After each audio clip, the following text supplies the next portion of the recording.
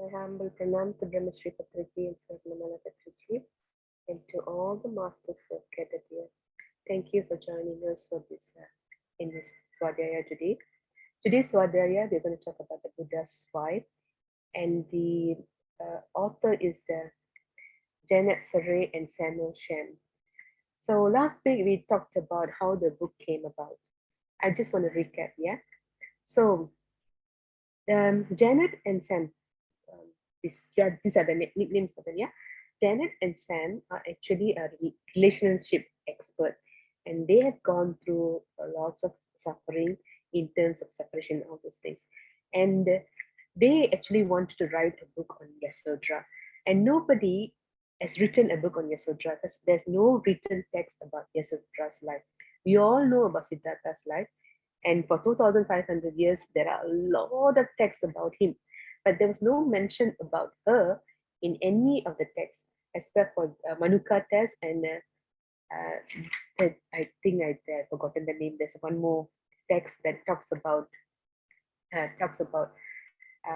poems and stories about women during the talks about Buddhist nuns. So this is the text that they compiled from. So they did this a lot of survey and all those things, and they kind of imagined what Yasodhara's life would be.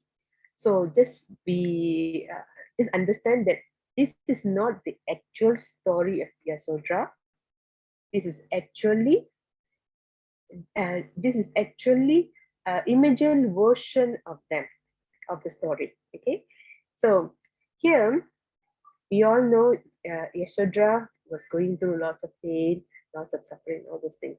So what we would like to do in this book, we would like to do something different with this book. Okay, myself and Pathma was talking about this morning. Every day we're just reading the book and understanding the wisdom. But here we would like to apply this book in our life, because every one of us we all go through suffering, because life is full of suffering. We all know that life is full of experiences. We all are divine beings who have come here to experience the life. So during this experience of life, every one of us is suffering. So how do we go about handling the suffering?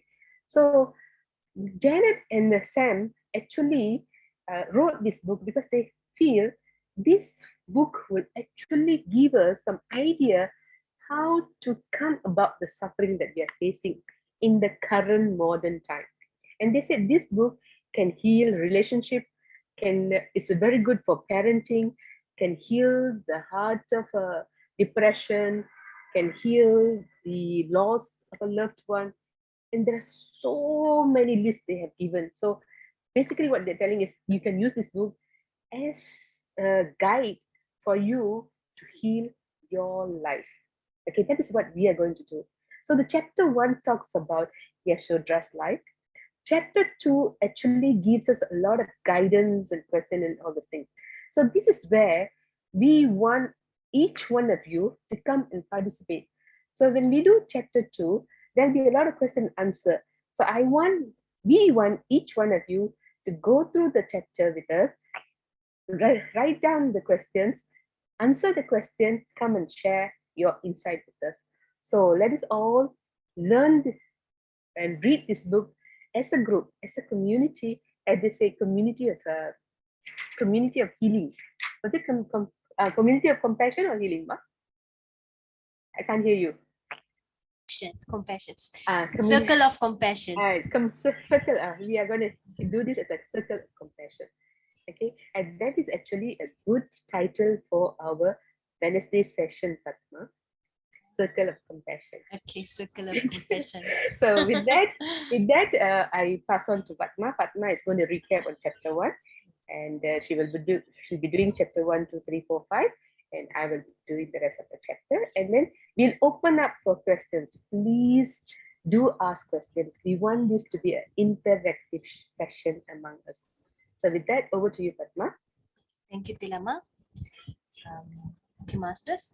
I would like to offer my humble pranams to Brahma Shri Pitamaha Patriji, Swarnamala Patriji, to all the pyramid masters and universe.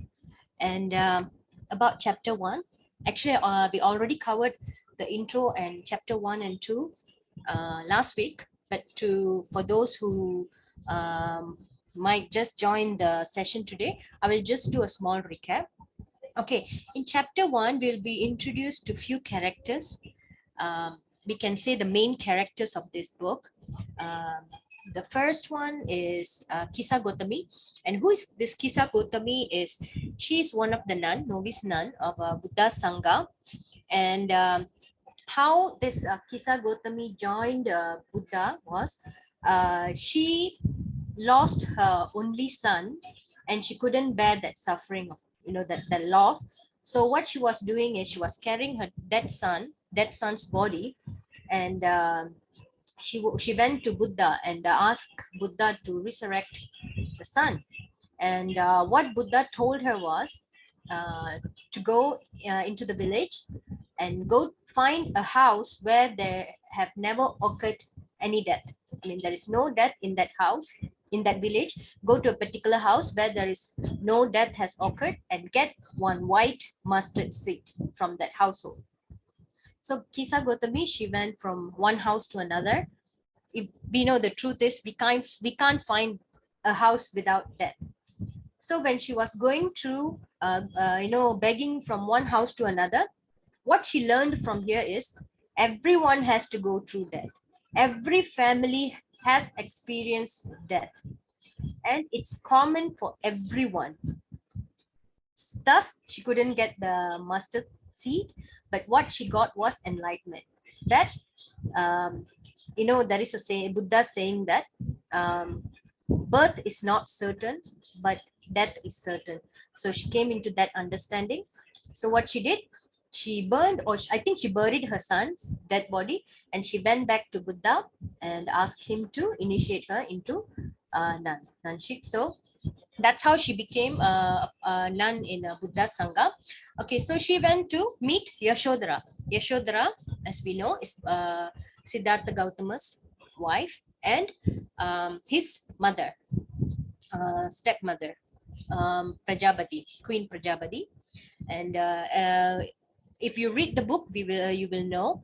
Okay, so why Kisa Gotami was summoned by Yashodhara and Prajapati is to give Kisa Gotami a very big, I can't say knowledge, a treasure. What is that treasure is, which we are going to go through throughout the entire book. So this is how they will show in chapter 1, the relationship that Yashodhara and Prajapati share.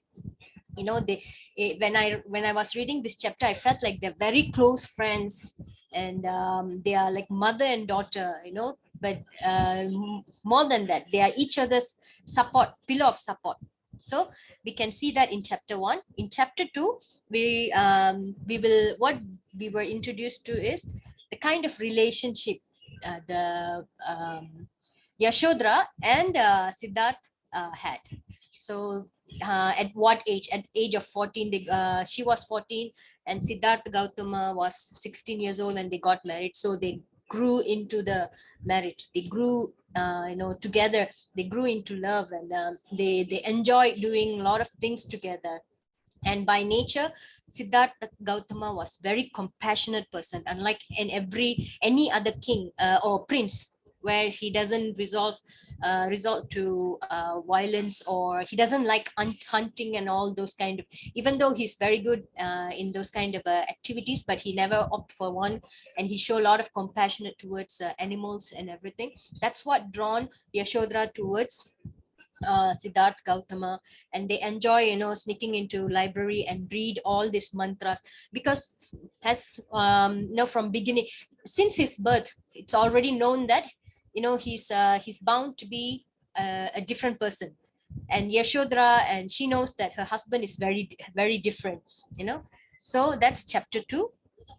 And chapter 3 is I find it more heavy, because in chapter 3, it's what we'll be introduced to is she'll be announced, she'll be informed by their servant, Siddharth Gautama's servant, Channa, about Siddharth Gautama's renunciation. It means he suddenly just left everything, unannounced. It was a big shock to her. She just gave birth to her their love child. Their what can't say love child, strong, isn't it?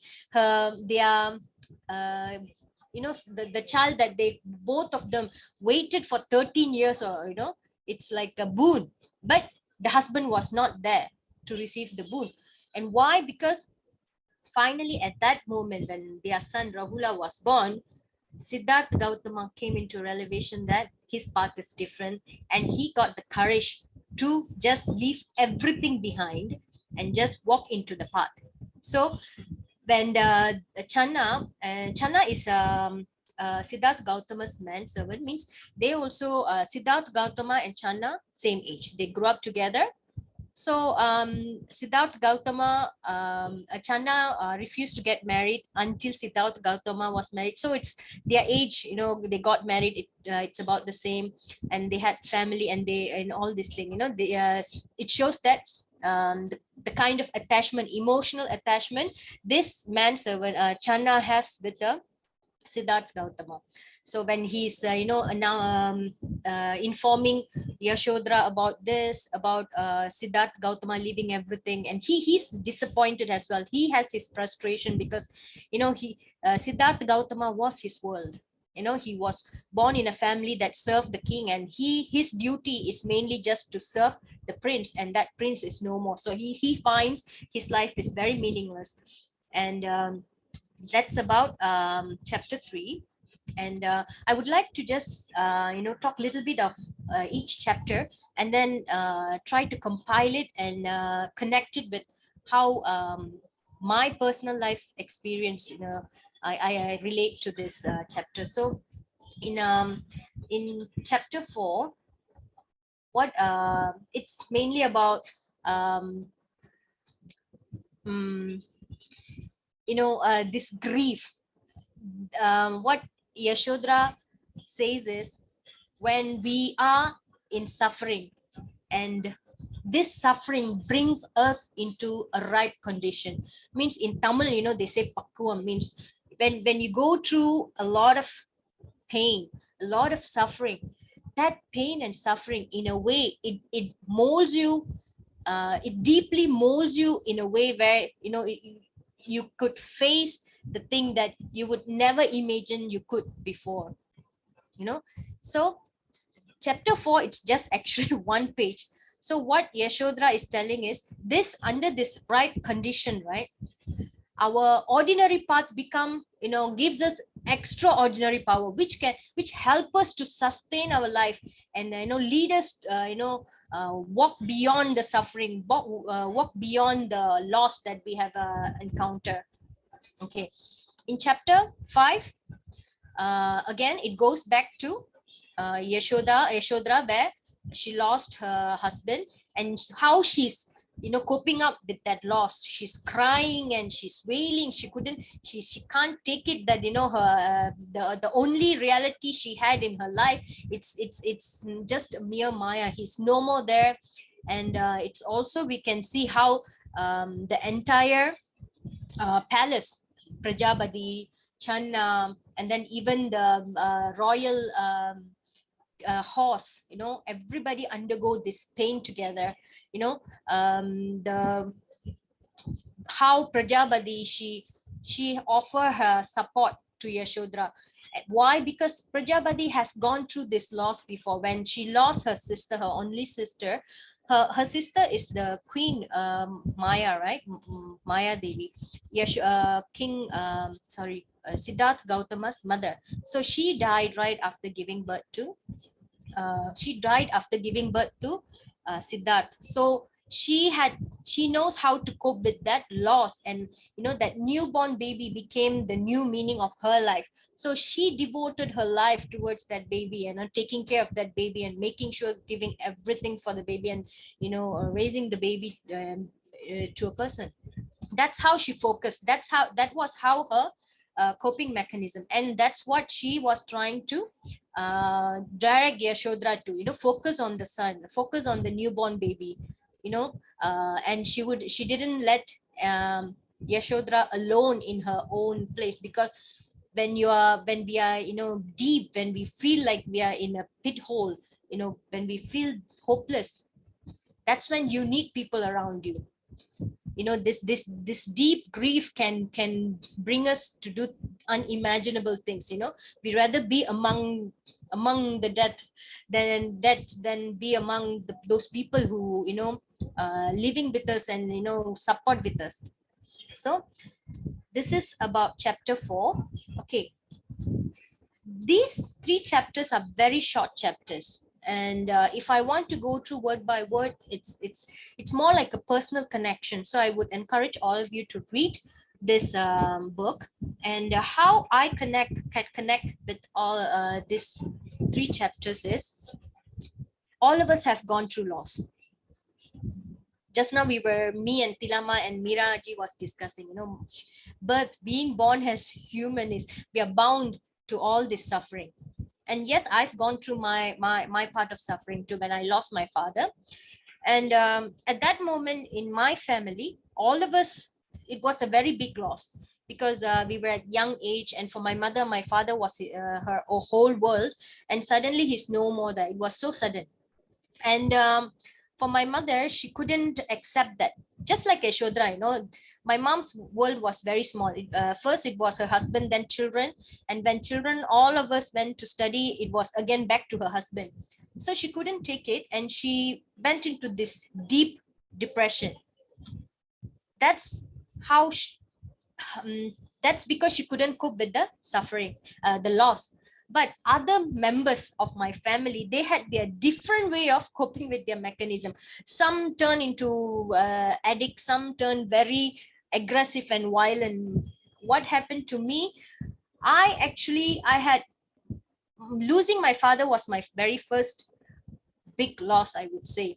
But before 1 year before my father passed away, I had this I was in a very major depression. So I was sorry, I was actually admitted into a mental health unit. This is something very, very very close to me, something that I don't want to share. But I'm not sharing this for my own healing, so that I'm sharing this to all of you to show that there is healing. By me sharing, at least some people could heal. So I was in this major depression, and then I went into I was admitted into mental health unit. I was there for 6 months. In this 6 months, I was taught how to face my depression, step by step. And I was surrounded by people who always speak good thing about me, who give positive energy, who shows me, how beautiful the life was. And right after taking that training, the next thing I faced in my life was a very major tragedy. And I used whatever I learned there to bring my mom out from the depression. It was not easy, because what I learned was, I could say it's a very basic, something that healed myself. But I don't know if the same method applicable for my mom. But I was trying my level best to bring my mom out from the depression. And I could not help others, because they were not ready to receive those kind of support. So I became my mom's support system. She became my support system, because both of us shared this loss. Why my mom? For me, that time I was single, so my father was everything for me. My siblings, they were married, and and they have their own family. So for us, it was too major. We could just relate so much of that loss. And when I was actually helping my mom to come out from that depression, I went into deep depression, major depression again, because I didn't had any support with me, people I didn't had any emotional support, because what I learned was partial, and I'm giving it full to my mom. Ended up being drained of, the energy and everything. So eventually what I did, I went to look for a sanctuary, and I ended up in a Baba temple 24/7. I was there in a way, escapism, escape from the reality. I was just sitting there. I thought that would be my way of escaping, getting support from this, facing my loss. And eventually I learned that it's nothing but that my reluctance to face the reality. And I went back to my family, and I showed my mom the care, the love that she needed, the support, the protection she needed, even though I was very weak. So there were times that I was very strong in front of her. The next moment I will lock myself in the room and cry myself out. And eventually I was able to, sorry, some disturbance in the background.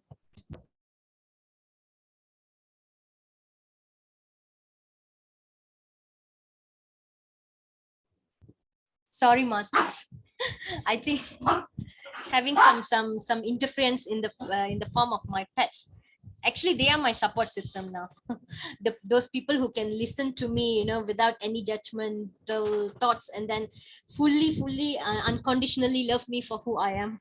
So okay, yeah, where I left the story, Tilama. I was so deep into listening to your story. Pathmaji, Yeah. Pathmaji, where you yourself went into another Depression. major depression because you had no one to kind Yes. of vent out your feelings to. True. Yeah. Yeah. And so finding a support system is very, very crucial for us to come out from our suffering, because suffering is inevitable. All of us have to go through the suffering. And why we have to go through the suffering is one thing. If it's in a form of death, definitely, like what Buddha say, it's certain. And why we are facing that pain, it's because of the deep emotional attachment we have with that person.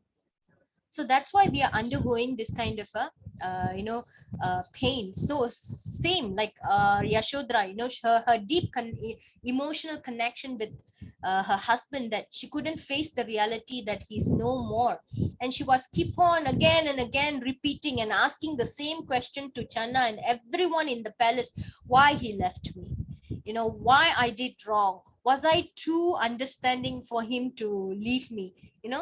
All of us have our own form of these questions, but those kind of questions are usually will be left unanswered, because the question is not comes from outside, it's within us.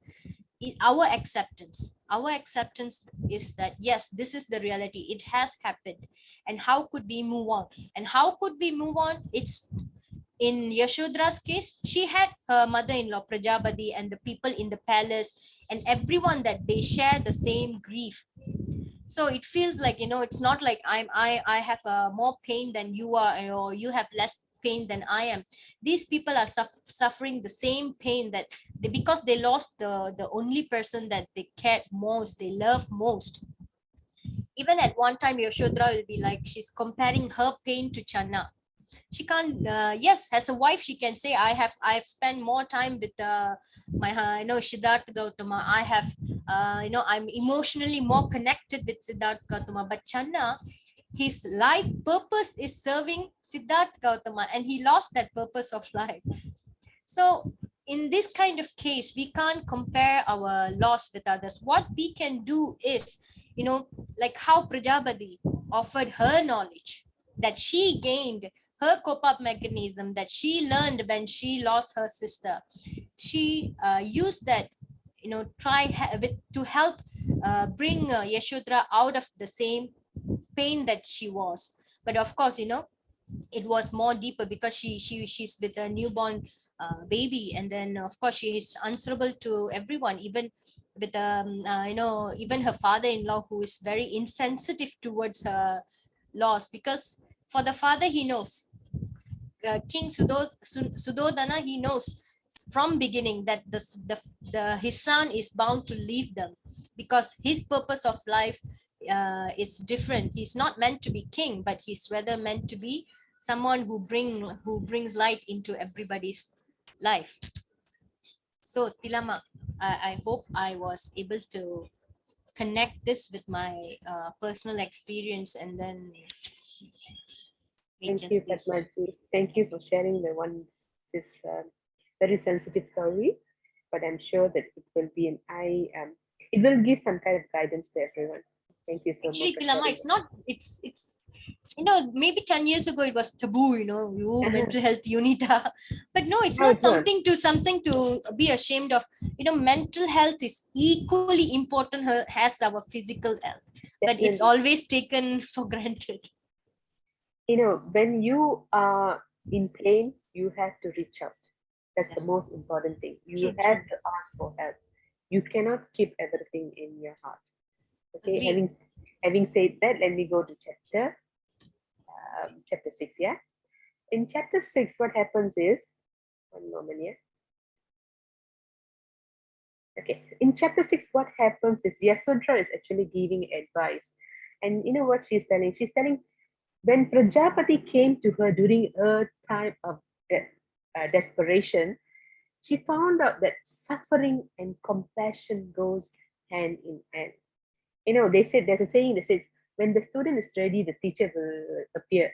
But here, when the sufferer is deeply hurt, compassion and insight will arise. For example, what happens is when you are actually deeply going through a suffering, every uh, experience that you have known in your life, every everything that you have heard, you have listened to, you have seen, everything will come and give you a kind of wisdom for you to come up with a creative idea. Okay, for you to come up from this situation.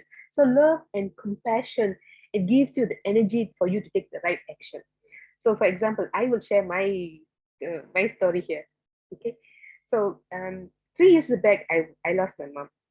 My mom and I were actually very close, and during that time, I, she was suffering, and I knew that she actually gone to the right place. But the situation that arose during her death, it gave me a lot of pain, because the loss of my mother was not painful for me, but the knowing that I was alone facing this death was very painful for me. So what happened was, you know, I didn't wallow in this self-pity. So I got creative idea. You know what I did? I started attending sessions, not session. I started going for spiritual. I started looking for spiritual thing. I went for a spiritual course, 3 days, 2 days away from my family, and I just wanted to be alone. And not only that, I took a trip to India all alone with a friend of mine, and where it was a healing process for me.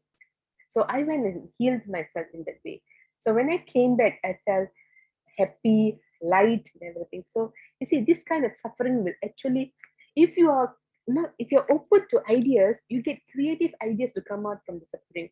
But if you feel that no, I am all alone facing the suffering, then that is not the right path. You have to open up. You have to ask for help. Anybody, you know, when you are actually in that sense, and when you open your mouth or just ask help, the universe will send you the right person in your life. They will guide you.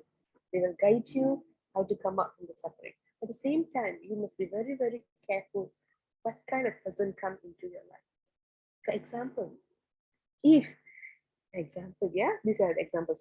Let's say that a child lost a father, and he or she become don't know what to do. So when he get the bad friends, he will go into, like Padma says, into the addiction. That's a wrong path. So you have to be open, you have to be compassionate, you have to be loving. So when you have all these good thoughts, and meditation helps a lot in terms of coming up from this part also. And people say that when you are suffering, you cannot actually meditate, which is true.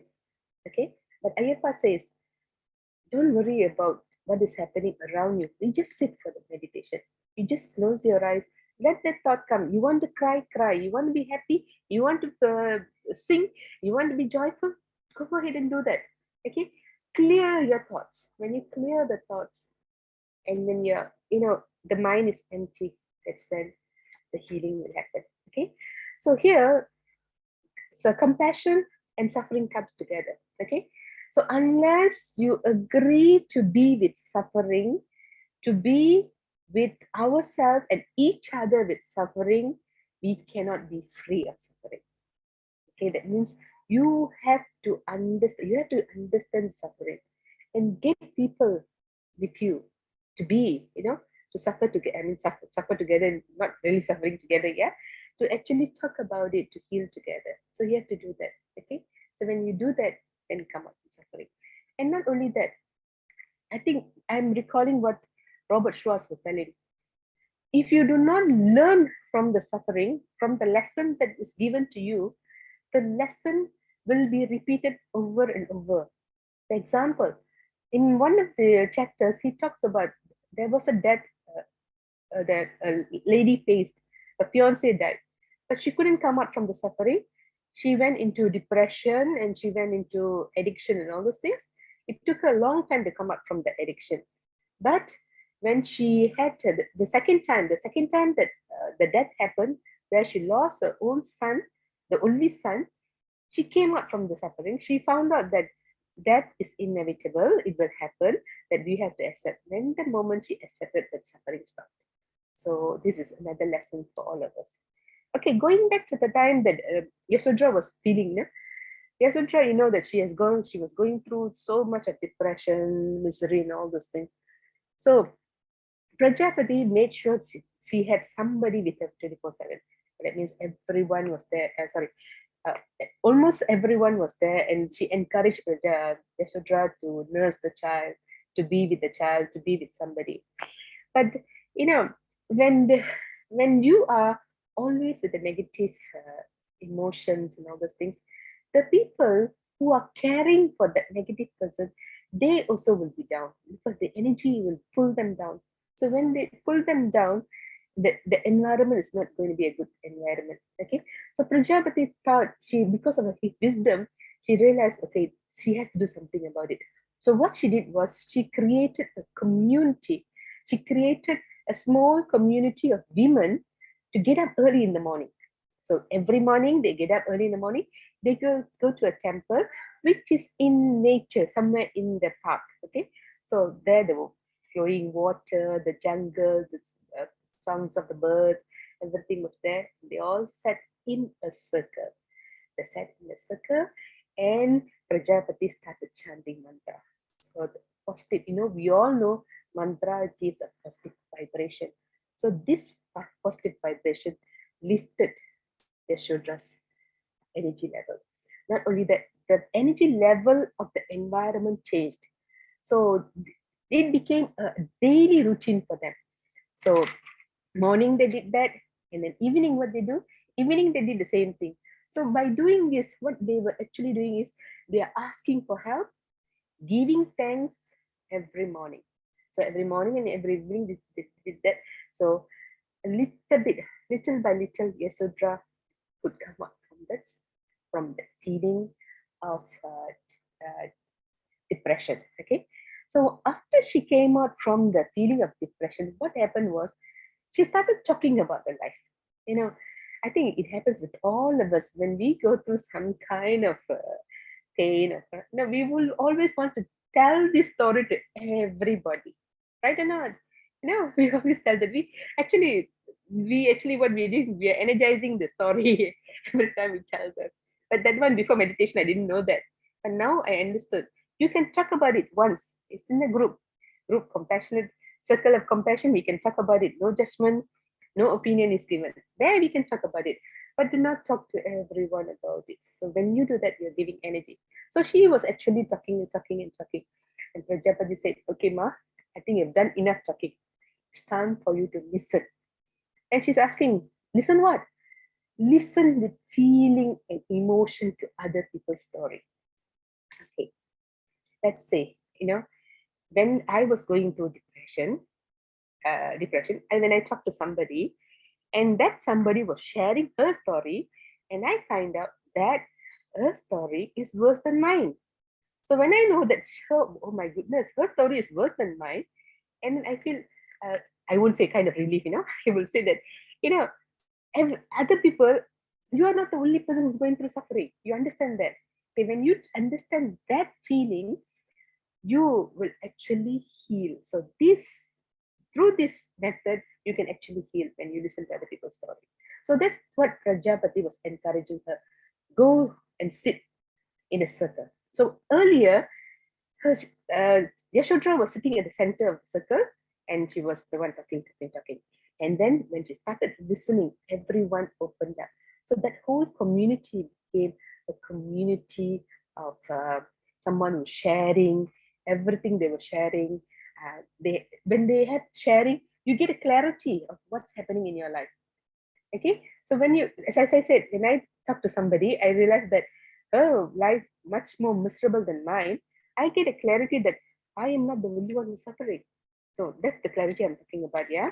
Not because I'm feeling happy that other person is suffering. No, it's a kind of clarity for you to understand that you are not the only person who go through this kind of suffering or depression or any kind of sadness. Okay, so that community lifted her up. Okay, and that is the one. It gives her a warm feeling. Everybody felt warm. Everybody surrounded with each other. They had they had a lot of certain kind of energy, certain kind of clarity. They all became part of a whole group, and that whole group started to heal slowly. That's when Yasodhara started to heal. Okay, that's when I believe that all of us will, if we all join together, then we all can heal together. That is the reason I said this book is actually for us, for you, for Pathma, for me, for everybody to heal, because we are having lots of this one inside, lots of sadness, depression, everything. Meditation is actually helping us to clear. So you have to heal this thing. Rani Suresh was telling us the other day, there is something that we can do. What we can do is, when you have this kind of emotion during meditation, these are all embedded in our subconscious mind. Everything, all the suffering, all the depression that we are going through, all the anger, the small things, even anger with your family, with your husband, with your children, all those things, it all comes out during your meditation. So when it comes out from during your meditation, it's coming out from the subconscious mind. You just say delete. You go say, okay, I'm deleting this. I'm deleting this. Keep on doing deleting one by one. And then your whole mind becomes clear. And then that's where the healing has happened. So healing happened, one, by talking with a group that does not judge you, that does not give you opinion. That is, once you talk about it, finish. Do not talk about it anymore. Do not go and talk to every Tom, Dick, and Harry. You are actually giving. You, when you talk like that, when the person who are listening to you, they are depleting the energy. So remember, that's a karma. So you cannot do that. You cannot deplete other people's energy. So do not touch on their karma. So talk once, and then when you sit down in the meditation, delete this in your subconscious memory. Delete one by one. Okay? So the method is actually given by Rani Suresh in one book, Yoga something, I can't remember the book title, in one of the YouTube videos you can see. So use that, okay? And then sit in the meditation. Let all come out. When you sit for meditation, everything that is buried deep in you comes out. So when it comes out, let it come out. Let it come out. Slowly, one day you will see that the thing, it will heal by its own. Okay. So Prajapati, especially with his wisdom, she has created a great value, great value in the sense that compassion and actually nurturing everyone to meet as a group and to heal. So here there's a lot of understanding among the women. Everybody in the group is healing and talking by listening with feeling. Sometimes when we sit down, we do not listen. We just let it go. But here she's asking us to listen with feeling and understanding, and empathy. That word empathy. So when you do this listening, that's it. And do not carry other people's burden in your mind. You just listen. You're just giving an ear. You're listening, but do not carry other people's Do not feel pity. Today's talk, YouTube talk that I listened was, do not feel pity for anyone, because feeling pity for another person is actually taking part of their karma into you. So you will be incurring karma if you pity anyone who's going through suffering. Send them your love, send them your hugs, but do not feel pity. Okay. So with that, I think so in that group, what happened was everybody's heart was opening, and it becomes a channel of compassion, and and it becomes a place where everyone can sit together and heal. So that's my understanding and my sharing today. Thank you, everyone. So we will really would like to listen to all of you to share what you think of our sharing today. Okay, please say something so that we will take this forward to heal. And then, as I said, we want participation from each one of you. If you are suffering, if you are undergoing depression, please open up. You are not alone. We are with you. We are the circle of compassion. So we are here to help each one of you. And when by discussing this, not only I am healing, I want to tell you something. I want to share this with you. I have this thyroid problem. I have a swollen throat. Okay, because I found out because when I was young, I was not able to voice out my opinion. I kept everything in my throat. It was all stuck here. But since I started Swadyaya, I find my swelling has gone down very much so. It doesn't show that much now. So Swadyaya has helped me a lot. So I'm sure I want this to benefit all of you. That's the reason myself, Pathma, and Miraji, we are very, very keen in doing Swadyaya on a daily basis. So please come and share your thoughts, your opinions with us. Shall we open the floor, Miraji? Yeah, sure, Tilaji. Yes.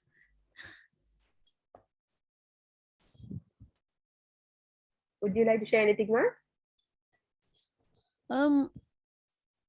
Uh, Actually, at this point, I mean, I would say some of the things I can relate to, but not all. But I can.